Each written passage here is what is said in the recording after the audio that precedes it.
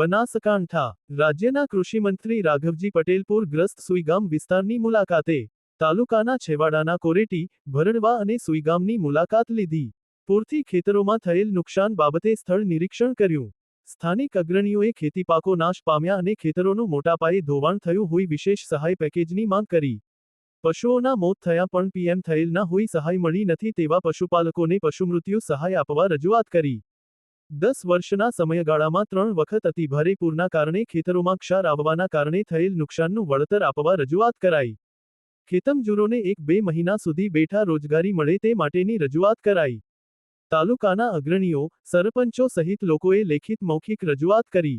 કૃષિમંત્રી રાઘવજી પટેલે પૂરપીડિતોને સાંત્વના આપી. હાજાજી રાજપૂત, બનાસકાંઠા. અતિવૃષ્ટિના કારણે ખેતીના પાકોને થયેલ નુકસાન અંગે જાત નિરીક્ષણ કરવા માટે હું અને મારા ખેતીવાડી ખાતાના અધિકારીઓની ટીમ સાથે અમે આવ્યા છીએ. થરાદ તાલુકાના આ ખાનપુર ગામે અમે ખેડૂતોની ખેતરોમાં થયેલી નુકસાની અંગે અને જે પાણી ભરાયા છે અને પાક એમાં પાણીમાં લગભગ સડી ગયો છે, આ પરિસ્થિતિ નજરે જોઈ છે.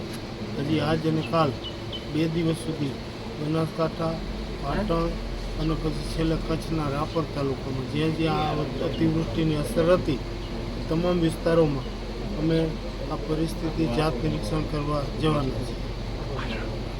શું છે? Okay okay okay sir.